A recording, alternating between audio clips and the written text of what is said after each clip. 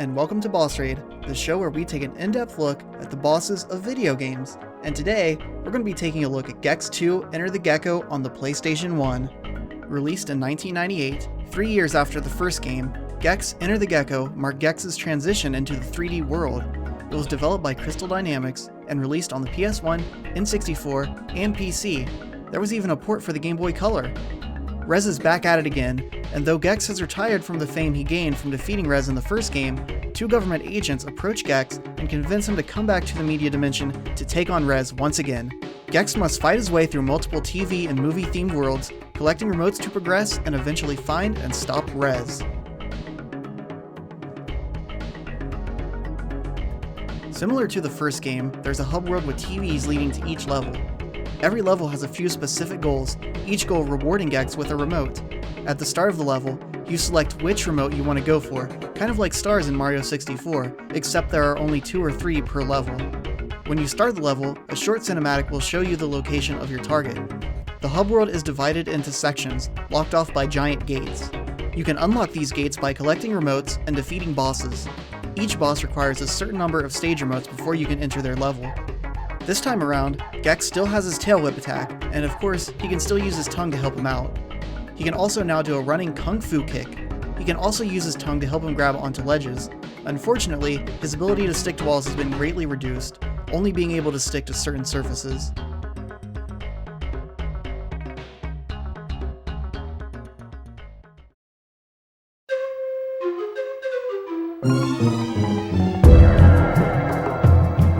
First up are the Tiki Brothers, of which there are 3.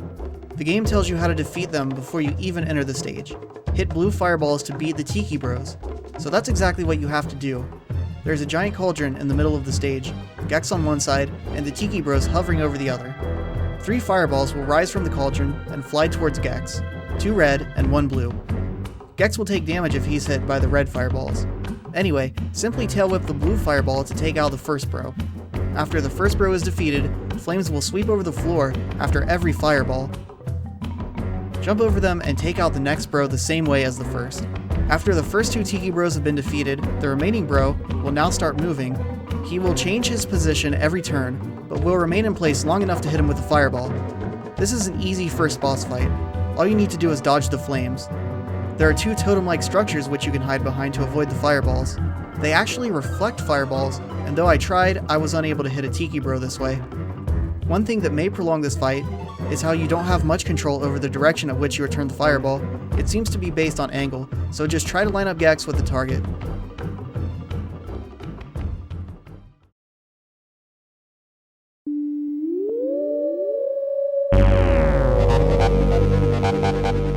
Mushu Pork is the second boss. The game again gives you a mini strategy guide at the beginning of the level. Mushu will start by chasing Gex around a narrow track. You can jump on the black boxes in the middle, but this will cause damage. Mushu can't be hurt by normal attacks, and is too big to get past to go the opposite direction. Gex simply needs to tail whip the switch whenever he gets a chance. The switch will cause electricity to fly out and damage Mushu. Immediately after being hit, Mushu will run to the switch for his own turn at pulling it. This will cause 2 beams of electricity to sweep the floor on either side. After that, Mushu will either start chasing Gex or throw the switch again. Which one he decides to do seems to be determined by how close Gex is to Mushu. If Gex doesn't lead Mushu far enough away from the switch, Mushu will run back to it if Gex gets too far away from him. After 3 hits, the vents on the floor will break, and Mushu becomes slightly harder to get away from the switch. Mushu will also run back to the switch anytime he hits Gex, and sometimes after a failed attempt at hitting him. 4 hits is all it takes to shatter Mushu and win the fight.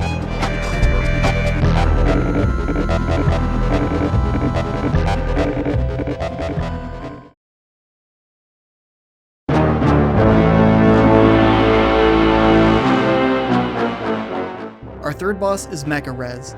This is a very simple and straightforward fight. Gex no longer controls as normal, his speed has been lowered, and he can no longer jump. His relative size has also greatly been increased. There's not much to this fight. Just avoid getting hit by Mecha Res, and tail whip when you can. When Mecha Res jumps on top of a building, simply tail whip the building until it collapses. This will stun Mecha Res just long enough to get an attack in. Every time Mecha Res takes damage, he will be immune for a few seconds afterwards, so it's best to get a hit and then quickly back off. Mecha Res will also use his jetpack for a charge attack. try to bait these attacks into hitting a building. It'll make it harder for him to get away. When his health gets low, Mecha Res will start moving faster, but he'll continue to use the same tactics for the entire fight. There are a few flies around the map for health if needed. Also, there are helicopter and tank enemies on the map that can hurt Gex, so try to avoid them or take them out. Once his health is depleted, that'll be the end of Mecha Res.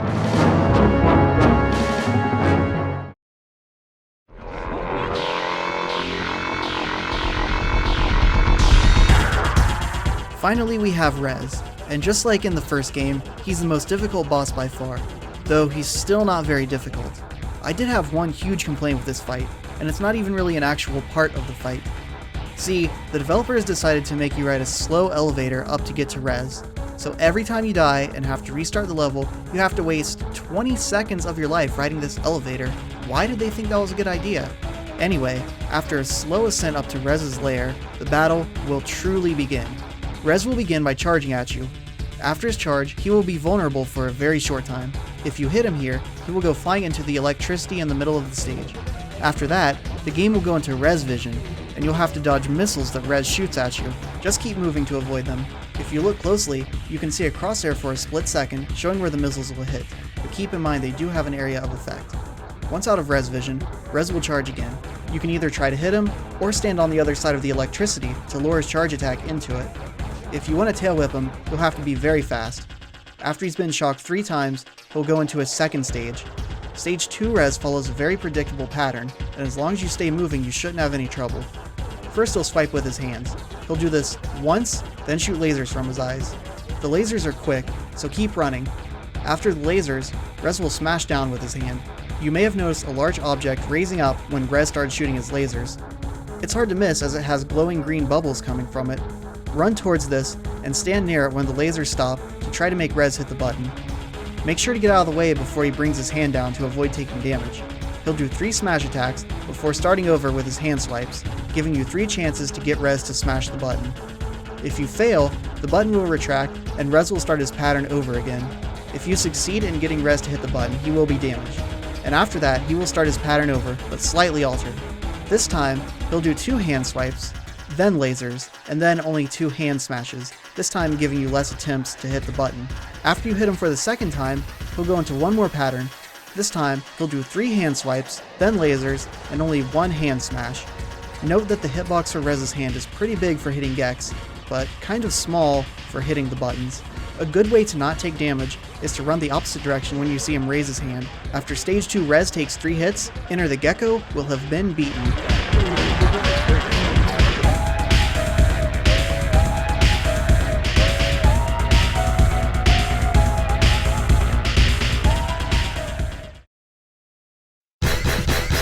Clock says party time!